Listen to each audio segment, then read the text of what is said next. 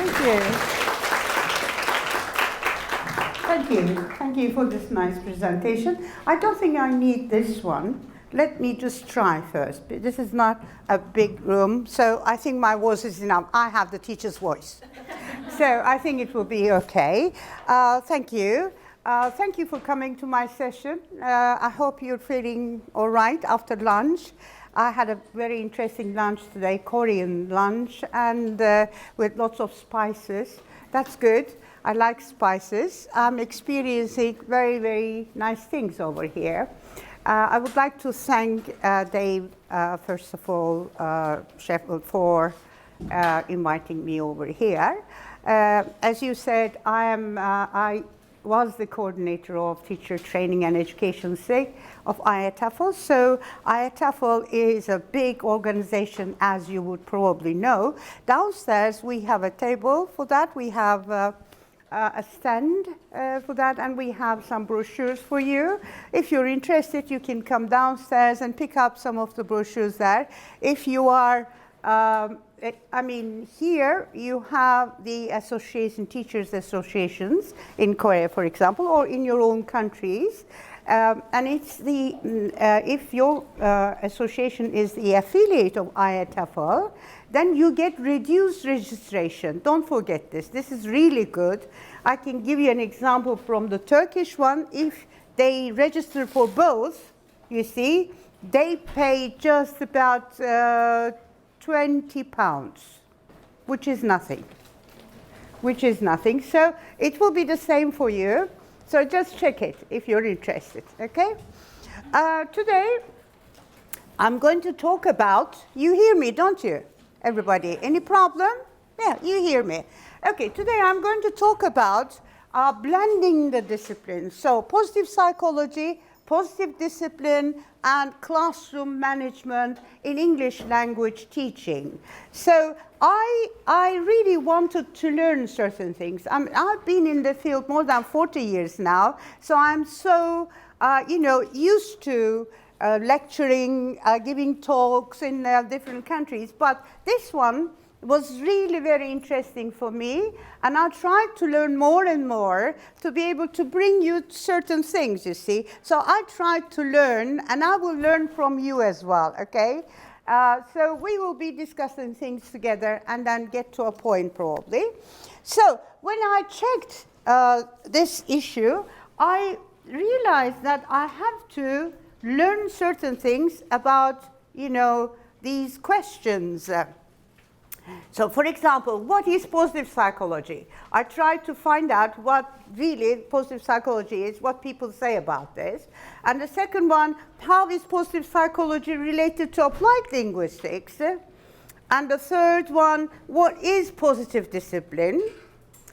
And the other one, how is positive discipline related to applied linguistics? Again, you see, we have different disciplines related to English language teaching. And the other one, what is the most effective classroom management in ELT which lead to learning? This is also very important. How can you manage learning in your classes? And the other one, what are the skills needed to teach English effectively in the 21st century? Which is, I guess, really important because 21st century skills are widely known, and everybody seems to be talking about this. But what are they, and how can we, as teacher trainers or as teachers, what can we do about this? How can we possess these skills, and what can we do with these skills we possess?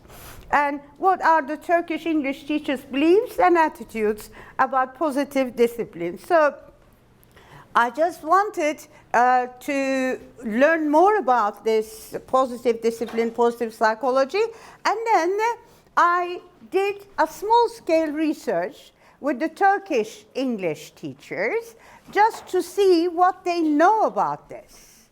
And then you will see this really helped me a lot as a professor in this field. We need to learn all the time. We shouldn't say that I'm a professor, finished, I know everything. No, we need to update ourselves. We need to learn a lot, and this gave me a lot of ideas. Okay, so what is positive psychology?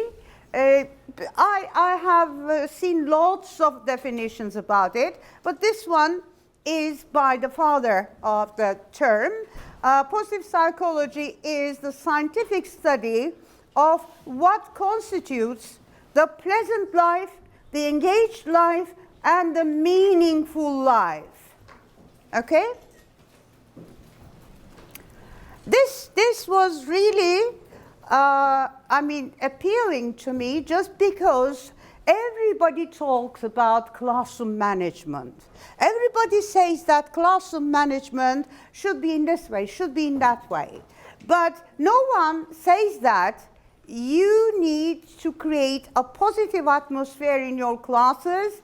You need to know about positive psychology. You need to, behave accordingly in your classes so that you have a positive atmosphere. You create a learning atmosphere in your classes, okay? So, learn helplessness, characteristics and perspectives that can be learned. So what happens to our students while they are learning English? They are stressful, aren't they? Very stressful. And if they can't do it, sometimes they just give up. In my country, it is so. I think it is the same in your country. Could I please have your hands if you are teachers of English in secondary, primary schools? Teachers of English. Yes, thank you. So you probably experience this. You are trying to teach them the language, and they are too stressed, and they cannot learn properly, and some of them give up. And as teacher trainers, as university teachers, we need to help our students to learn this language in such a way that it will be fun for them, it will be nice to learn the language, it will be good. I'll give you more examples, but in Turkey, they asked me to, they asked for an interview in a TV channel, and the question was this. In the European, the worldwide, I think, survey, Turkey was the 60th country among the 67 countries, you see. 60th country who teaches English, the people cannot speak English. The first one was Finland. Okay? So we are the 60th, and they asked me why can't we teach English, you see. And I said, my answer was this. I said, we are teaching. No one can blame us. They're not learning. Okay? So the Parma model is really important because it gives the positive feelings, positive emotions, enjoying yourself in the moment. Engagement, becoming completely absorbed in something we enjoy. Positive relationships, having deep, meaningful relationship with others. Meaning, finding meanings in one's life. Accomplishment, achievement, achieving our goals, bettering ourselves. So if we have a look at them, for example, in our classes, positive emotions, enjoying yourself in the moment. Do they do, your students, in your classes? Do they enjoy the moment? Sometimes. When you play games with them. Okay? Or for younger learners, if you put a song. Okay? If you act out. If you perform, they enjoy it. Okay? Why not the others? Because in Turkey, in Turkish context, I will say, but I now understand that it's the same here in Korea, because no one speaks English to me. They use that Google translation wherever I go. So this means that they cannot learn in schools.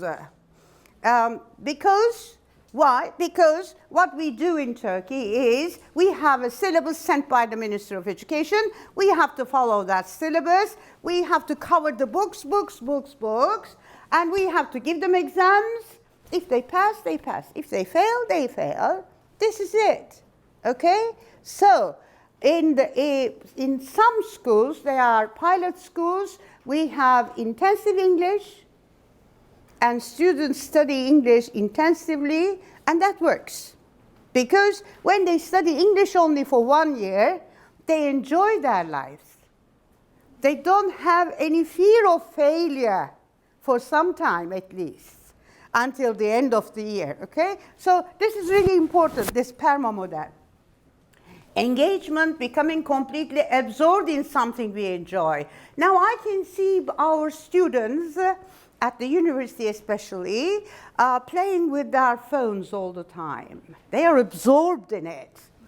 You tell something, you talk about something, they don't listen to you. You see, they are there. And in most of our meetings, let's say, family meetings, in the past we used to sit together, eat something together, talk together to each other. Now, for some time, for half an hour or so, it's okay, but later on, people just take out their phones and start, either reading messages or doing this and that. They're absorbed in it. So why don't we do similar things? Why don't we let our students get absorbed in language learning? So that should be one of our aims, actually, in our classes. We should start from what they like more, from what their interests are about, okay? So if they're interested in their mobile phones, let them use their mobile phones in class for some time at least, so that they get relieved. They won't just think about their phones all the time. What we do in Turkey is, in the morning, the bell rings, the students are in class, they collect the phones, they put them in a box and lock them. They keep thinking about their messages, they keep thinking about their things, they cannot concentrate on the language. So this is one of the reasons. Okay, so meaning, finding meaning, and these are all related. So, now what does positive psychology focus on? So character, strengths, optimism, life satisfaction, happiness, well-being, gratitude, compassion, self-esteem, self-confidence, hope, and elevation. So this is in psychology. How is it related to language teaching? How is it related to our class? Can you tell me, if you have a look at this? Can you find anything related to our classes? Anything? Maybe all of them. If we think about them. If we consider these things while we are teaching. What we do as teachers, we come in, we have something to teach, we never consider the other things at all. We just teach them, ask them to practice PPP, presentation, practice, production. And then in the end, we give them a test, okay? We never think about these things at all, but they are totally related with our classrooms as well. Okay, and this is the criticism of positive psychology. We heard a lot about positive psychology, but positive psychology in our classes is quite new. So I will give you the references later on, but just 2 or 3 people, McIntyre, for example, works on that, but we don't have that many literature sources about this. But we have loads of things about psychology, positive psychology, okay? So there is a criticism about this. Why? Because you create a Pollyanna type of thing in your classes. Always thinking positively, always acting positively. So they criticize this. They say, well, there are in life some negative things as well. You need to prepare your students for negative things, which is for our classes, the negative things is the failure. They can't learn the language and they are scared of failing and they don't know what to say to their parents probably. There's parent pressure probably, society's pressure, lots of things. And so they feel this pressure and they are depressed. So we need also to help our students to see the negative side of it. You might not be able to do this, but let's try to find out your strategies, how you can do this. So individual differences in our classes. As a teacher, we need to understand this and we need to help our students in this way, okay? So this is the criticism for positive psychology. Okay, now how is positive psychology related to applied linguistics, to ELT? McIntyre, Gregerson, and Mercer. These are the sources I could find about ELT and positive psychology. In foreign language teaching, it derives from the humanistic approaches, they say, which is true. Humanistic approaches, you would all know Abraham Maslow, Jeremy Bruner, Gertrude Moskowitz, okay? You all know these people and their theories probably. In your education, teacher training and education in your faculties, while you were students, you read a lot about these things, okay? So positive psychology topics in EFL embrace the following areas of study. What are they? Flourishing happiness, hope, gratitude, interest, joy, well-being, resiliency, hardiness, and the signature strengths and learners of the students. Now, here I could say two words are very important. The first one is hope. They should never lose their hopes. They should always say that they will learn one day. Okay? Hope is very important. Even if I can't do it now, I will learn it. So that's important. And it's related with resilience. Resilience is also important in English language teaching. This is how it is related to English language teaching, and I'm going to explain it now. But I have a question to you. What might cause your students the stress? What do you think causes the stress to your students? What causes the stress for your students? Can you tell me? Yes? I think for my students, there's less stress about tests. Tests. But it's more Tests. so the participation in class as well. Yeah. In quizzes or Yeah. performance Tests, quizzes. quizzes, okay. Anything else from this side? What causes stress for your students in your class? Speaking in front of their classmates. Yes, speaking in front of the classmates, yes. What else from this group? Interpersonal drama from outside of class? Yes, good. Interpersonal, that's true. Okay, so we have many, for example, tests and speaking in English, you said that, doing homework. That causes stress as well.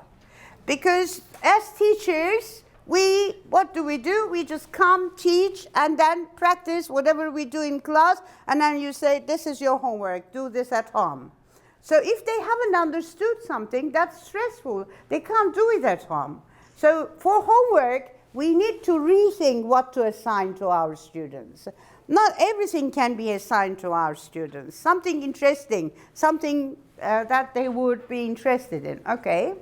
And classroom activities, yes, they cause stress to our students because, you know, sometimes you say pair work, group work. They don't want to pair. They want to do it on their own. Why are you forcing them to do so, okay? So, and the textbook, you have to use that textbook. You have to cover everything in the textbook. So I'm telling my students, teacher-to-bes, you see, we are doing book evaluation, and I'm telling them to just take out certain things in the book that they don't like, or they see that it's not very useful for their students, not very interesting, and they can put something else, supplement that thing, and they like doing it. So they try to supplement the certain activities over there according to their students' interests, ages, whatever. So The textbook is the pain in the neck, I guess. Okay, and intensive or extensive reading. This also causes stress. Intensive or extensive reading. Many of the teachers assign extensive reading to their students, don't they? Because we believe that reading really helps in vocabulary development. They have to read and see the structure, etc. This is our belief in a way. We need to change our beliefs and attitudes as well. Sometimes we need to change totally. Parent or teacher attitudes, this is really very important. Some parents want their children to learn language, foreign language. So they say, you must learn English. And then what do? They force the child to speak. So when they see me, for example, you're a professor of English, are you? Oh, good, come, talk to her. A poor child doesn't know what to say, doesn't know what to do. So in many cases, you probably see such things, you know. They bring the child and they force you to talk to the child. And the school atmosphere, yes, this is, I think, unfortunately, something that we cannot change. Children go to school and they think that school is a place to study and to take the exams and to pass or fail. So it's not a place to enjoy themselves at all. So that's why they don't learn many things. I'll give an example from myself. When I was in the secondary school, my history teacher used to ask us to make a list of all the, you know, the sort of coronation thing, you see, all the kings and queens or whatever, you know, in England, Turkey, Ottoman Empire, you know, British Empire, etc. So I never, I passed. I learned, I thought. But later on, I never knew anything about that until there was a series, probably you also heard about it. It's Süleyman the Magnificent. So, and that film was about the Ottoman Empire and the life of Süleyman the Magnificent. And then I said, oh, was he the son? Was he the daughter-in-law, etc.? So, I mean, I didn't learn anything when I was older. I just passed. So this is something true for most schools. School environment, the students think that school is something that you must go. Must. It's a must for you, but not it is something that you enjoy. You go there. It's a must, but it's a place where you enjoy yourself. Okay. Could training or resilience be any help on resilience? So resilience, I just tried to find out what resilience is. Resilience is the quality of being able to return quick to a previous good condition after problems. So this is important for language teachers. Let's say your students, you ask your students to write a composition, and you do that, don't you? Yes, you do. They write a composition, they write an essay, let's say, and then you give them feedback, but also you grade them. And they are so unhappy because it is not the paper that they gave to you, it's the reddish paper. Because you underline everything in red and you just put comments there, so it's all in red. And that makes the student think, oh no, I can't do it anymore.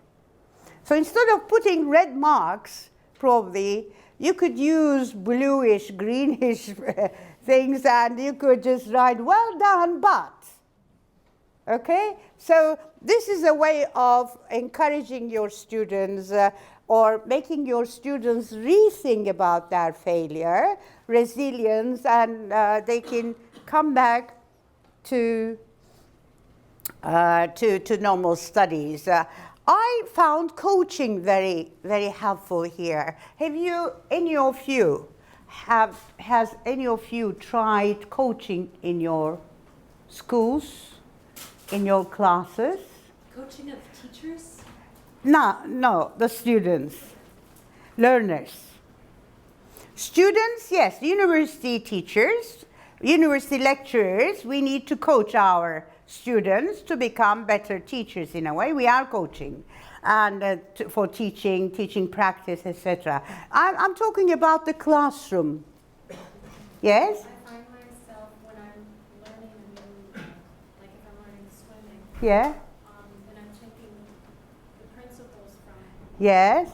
there to apply it to children because Yes. I don't focus on, because not everyone can come in first place, so I try to say good effort. Yeah, that's a good example. So swimming or cycling. Think about these things. Do you need coach to do this? Yes, if you want to do it in a better way. Sometimes you just drop the child into the water and the child learns to swim. I mean, this is natural movement. Yes, that's true. But coaching will bring better results. So we tried this with learners, coaching, but 2 of our teachers took coaching classes, psychology and coaching classes. So now I claim that every teacher trainer should know about coaching and should try to teach these things to the teachers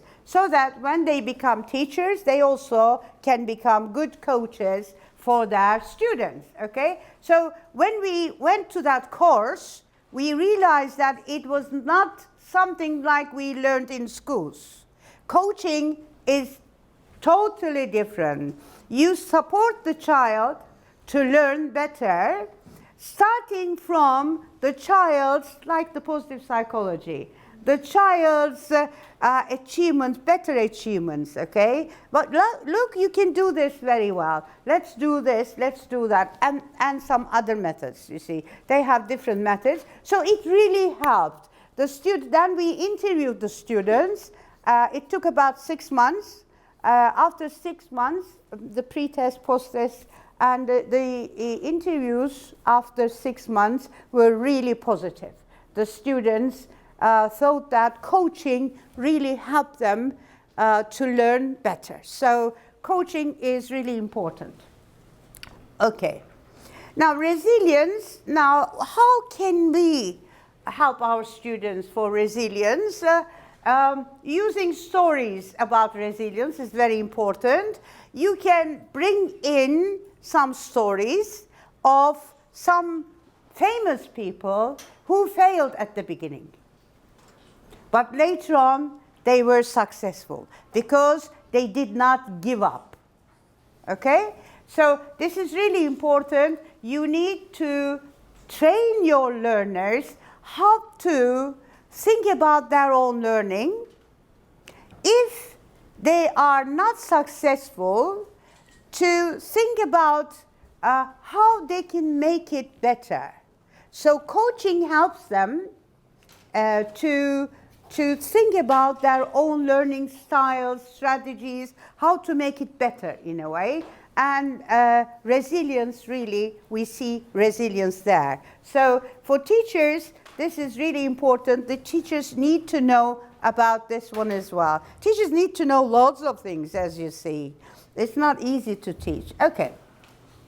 Encourage students to explore the values and narratives, teach them to think. So what can you do, for example? You can ask your students to talk about their learning in class. You can spare 40 minutes, and in 40 minutes you can do this. For example, what I did with my students was this.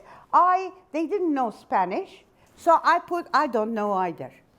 I chose 10 words from Spanish, okay? I put it on the board with their English, okay? So synonyms in English on the board.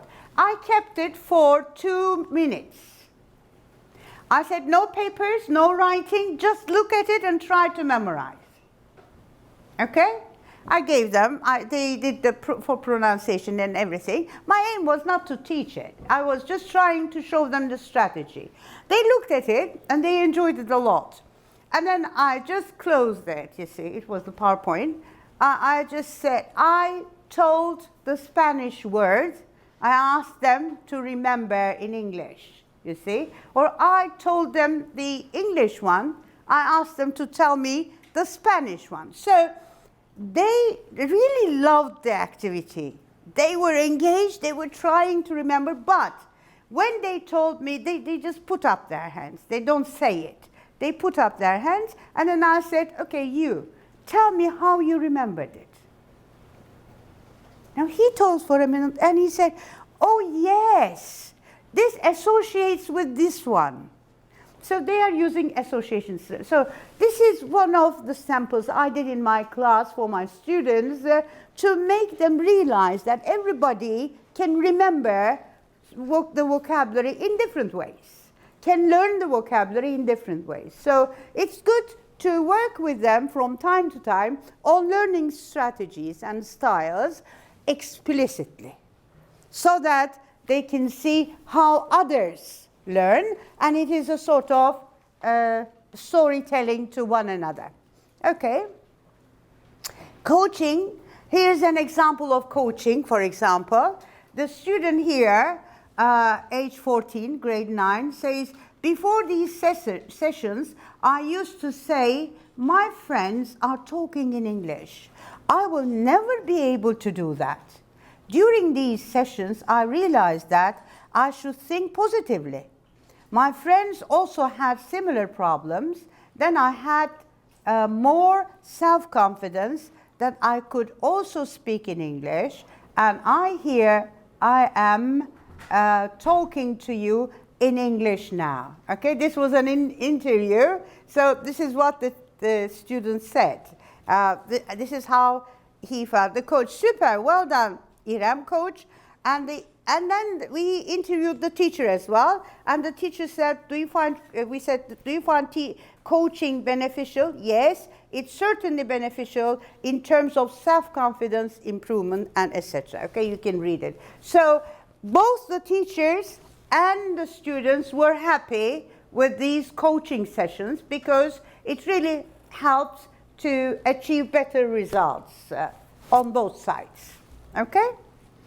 All right. Now, I have some codes here for learning.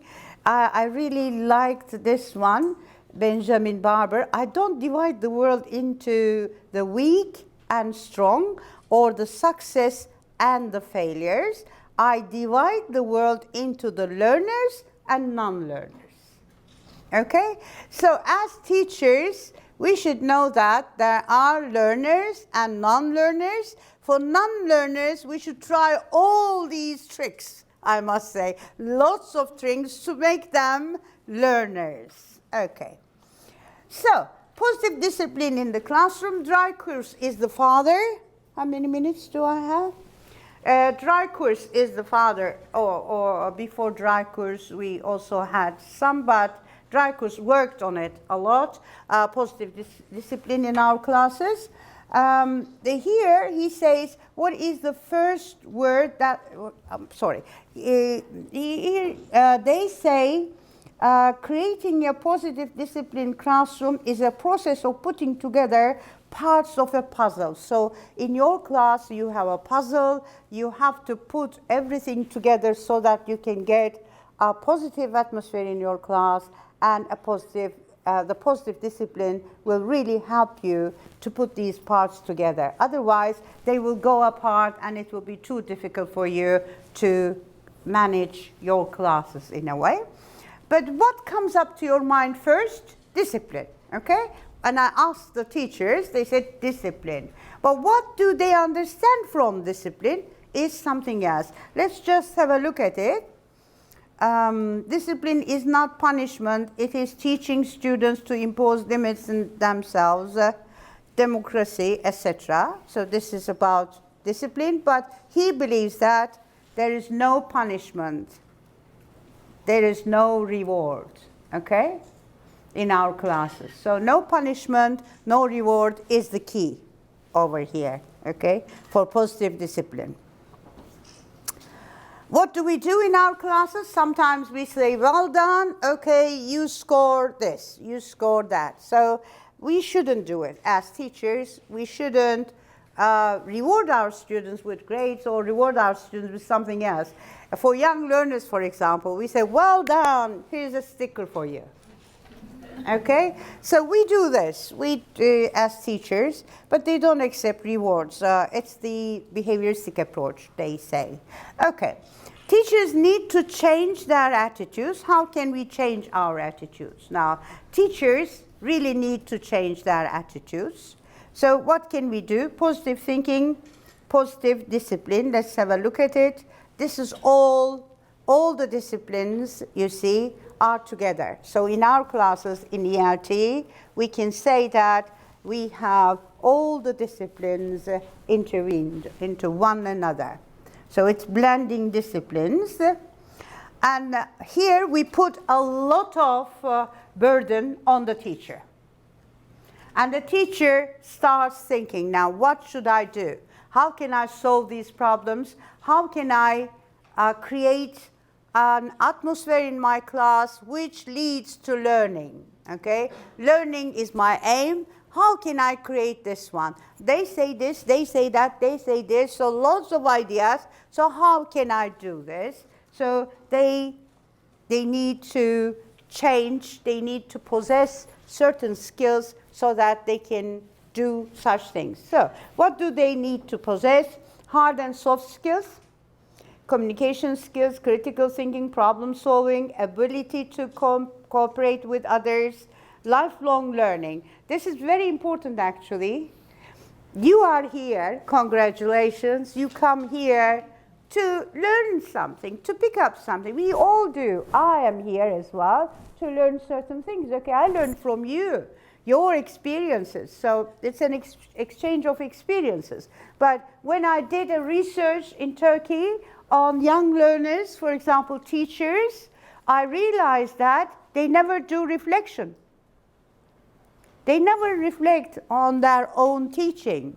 So this is something, I said, why? They said, we don't have time to do that. We are overloaded. We don't have time for that. Maybe it's a problem for you as well, is it? For some of you in your schools. So they're overloaded and they don't have time for that. So they need to change. Teachers need to change. They need to possess the knowledge of all related disciplines. Okay, now, what should a teacher think for a better classroom management? I have these questions for creating learning, for example. What are my reasons for selecting this activity? We have the books. We have loads of activities in the book. And we are doing that just for the sake of doing it. No, we should think, okay, what is my purpose for doing this activity in my class? Okay, what are the reasons for selecting this activity? 2, what significance does this activity hold for learners personally or culturally? These are the teachers' questions. They have to ask these questions so that they create a better atmosphere for their students, learning atmosphere. How might the activity lead to learning that will be useful in the future? So, I mean, if you just, for the sake of teaching, if you just bring in all the themes, all the topics into your class, that won't help. They won't learn. So you have to be choosy. You have to choose the ones that they will interest them and that they will work on better. You can assign project work, you can assign group work, you can assign other things that they can work on with pleasure. Okay, not for the sake of covering the book. Okay? And how can I help the learners to understand this? This is the most important question actually, because when I come to class and I teach something, I can say that, okay, I taught simple present today and it went very well. Did it? Reflection is very important. Did it? So we have to check that one. All right. So this is what I did with my teachers, teaching in different schools. This is the research we did, but this is a small-scale research. So we just wanted to find out how much our teachers know about positive discipline and positive discipline, okay? So when we asked two questions, what do you think about discipline? What does positive discipline mean to you? Okay? So just two questions and open-ended. And then it was too difficult for us to, as you are involved in research as well, you probably know how difficult it is to analyze the data. It was so difficult for us to analyze the data, but it is worth it because we had to find out the codes, the themes, two themes, and then the codes related to those themes, and then find out, you know, how people, what people think about discipline, positive discipline or what, you know, what they think about this. And it was really interesting. Teachers' beliefs about discipline was order and rules and behaviors, changing behaviors. Okay? So no one talked about positive discipline. For positive, they think love and respect for their students. Yes, okay, but that's not enough. Love and respect is not enough. And reward for positive behavior, they said. They still believed in reward. And self-control, they said. So this is the result we got in the end, in a way. This was a small-scale one. I just wanted to see what they know, what they think, you see. That gave me an idea. Now, as a follow-up, I'm going to run a course for these teachers on positive discipline, positive psychology, and classroom management. So that's what I'm going to tell today, you see, and these are the results. And thinking skills for the future should be in this way. This is what I believe. And you see the disciplines, all disciplines together. How can we do this? We need to learn more and more as teachers. I have a video of a person who has achieved things, but before this one, I mean, if we have time, we can watch it.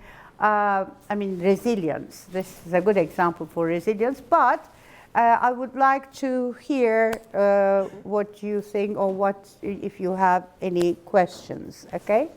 I think we have some time. Do we have some time? 2 minutes, okay, still 2 minutes is enough. I would like to hear what you think or what your questions are. Yes? I think your coaching does work because I did it for a student. She had a learning disability. She Yeah. just believed she was stupid Yeah. and didn't want to put any effort, and she Yeah. really struggled. And so we were doing a role-playing activity to like recreate a library scene. Yeah? And I had her become the librarian. Uh-huh. And she's like, "Oh, teacher, I'm too stupid. I can't do this." And I was like, "Oh, it's okay. I'll be here right with you, Uh-huh. moving along. I believe you can do this. Uh-huh. Just try your best." Uh-huh. From then on, from that experience, she's been more engaged. very Okay, good, confident. thank you. That's Yeah, good. coaching really Good. works. Coaching really works, yes. Well, if you have time, sorry. I was wondering if you could talk a little bit more about what you meant by coaching. Like, Okay. is it a one-on-one thing?